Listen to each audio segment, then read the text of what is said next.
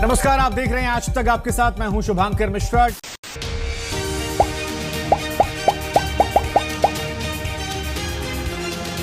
जी हां, वहीं पहुंच गए जहां से शुरुआत हुई थी। 6-7 साल पहले जब नौकरी की शुरुआत हुई थी तब भी नौकरी नहीं थी और अब एक बार फिर नौकरी नहीं है। बस इस बार चेहरे पर मायूसी नहीं है, चेहरे पर उम्मीदें हैं, मुस्कुराहट है। शायद आपका भरोसा था, इसलिए हौसला हिम्मत भी है। अब आपके सवाल पर आते कि आज तक का क्या होगा गुरु। मतलब हर एक पोस्ट में आप लोगों ने एकदम डाल डाल के लिख रखा है, कमेंट में, व्हाट्सएप पर, फोन कॉल्स पर, नंबर ढूंढ ढूंढ के लोगों ने कहां से कॉल की। मतलब इंडिया, पाकिस्तान से लेकर दुबई, नेपाल, बांग्लादेश तक से फोन आ गया हमारे पास कि सर सच में छोड़ दिए। मतलब छोड़े तो हुआ क्या था, बता तो दीजिए कम से कम, हम साथ हैं। कई लोग हौसला अफजाई कर रहे थे, सर कोई टेंशन मत लीजिएगा, हम लोग हैं ना।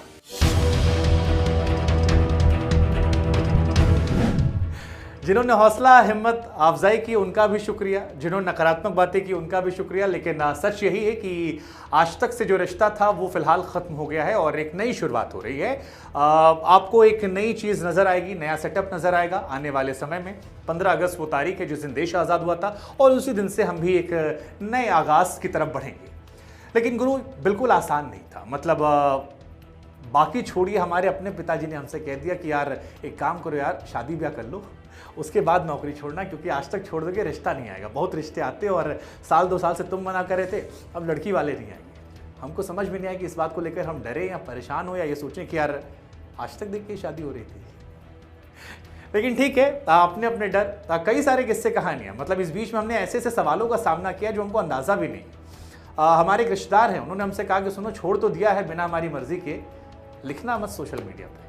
हम डॉक्टर को दिखाने जाते हैं, वहाँ हमारा काम हो जाता है, डॉक्टर साहब खुद आते हैं, ले जाते हैं, पूरा ट्रीटमेंट कर देते हैं। तुम छोड़ दोगे तो आज तक का दबदबा जो है काम नहीं आएगा।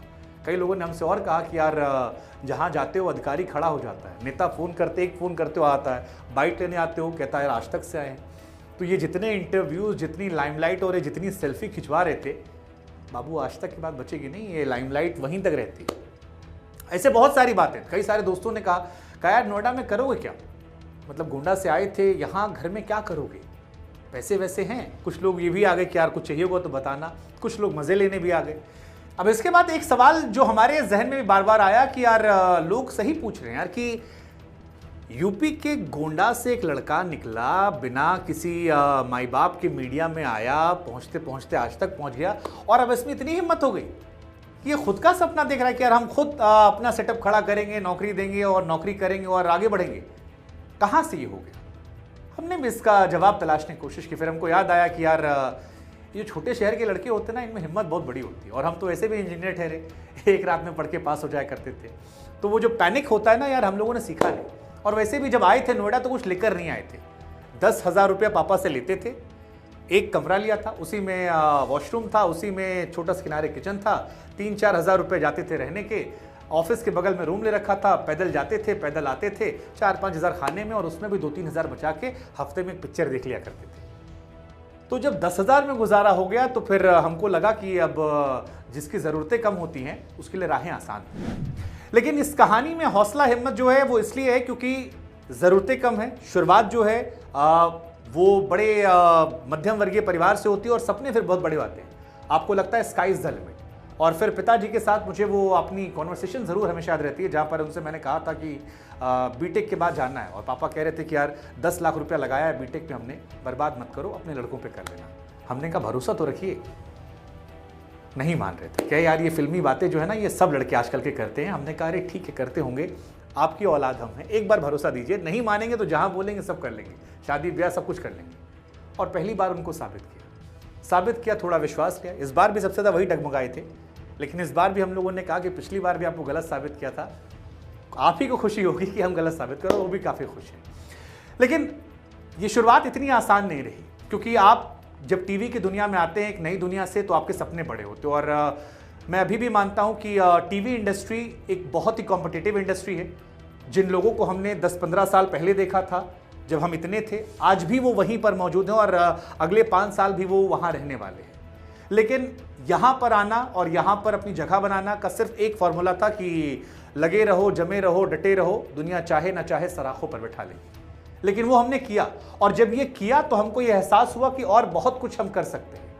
और उस बहुत कुछ को करने के लिए ही जब इंडिया न्यूज़ में हमने शुरुआत की, जहाँ पर दिल्ली अगर आप कभी आए हो, आप में से लोग नोएडा दिल्ली आए हो, तो यहाँ 2 तरह की बसें चलती हैं। एक हरी बस चलती है, एक लाल बस चलती है। लाल वाली बस में ये जो पसीना आ रहा है वो आता नहीं क्योंकि एसी चलता है, और हरी वाली बस का टिकट 10 रुपया कम होता है, लेकिन उसमें खिड़की होती है। उस बस में लटक कर जाया करते थे नोएडा से दिल्ली। शाम को लौटते थे, हवा लगती थी, हवा लग के लगता था कि यार ये सुकून जो है ये थकान का सुकून है, और बेड पर लेटते नींद आती थी। वो संघर्ष 7 महीने 8 महीने चला। फिर वहाँ से एक छोटे से चैनल में गए, काम सीखा, फिर जी गए, फिर इंडिया न्यूज़ गए, फिर TV9 गए, फिर वहाँ से आज तक का सफ़र हुआ। इस सफ़र में एक बात तय कर ली कि अपने काम से प्यार होना चाहिए इंसान को। जो काम आप कर रहे हैं अगर आपको उससे प्यार है तो फ़र्क नहीं पड़ता संस्था कौन सी है और क्या चीज़ें हैं। और इस सफ़र को ही सोचना ही आसान बनाती है। लेकिन फिर वही कहानी है कि बाबू निकलते वक्त तो ये सबके मन में आ रहा है कि यार अब तो नेता फ़ोन नहीं उठाएगा, अब तो पिताजी सब्जी वाले के पास जाएंगे तो ये नहीं कहेंगे लड़का हमारा एंकर है, या जैसे हमारे रिश्तेदार लोग कह रहे थे कि यार तुमको लेके एक माहौल बना हुआ था, जहां फ़ोन करते थे मामला बन जाता था।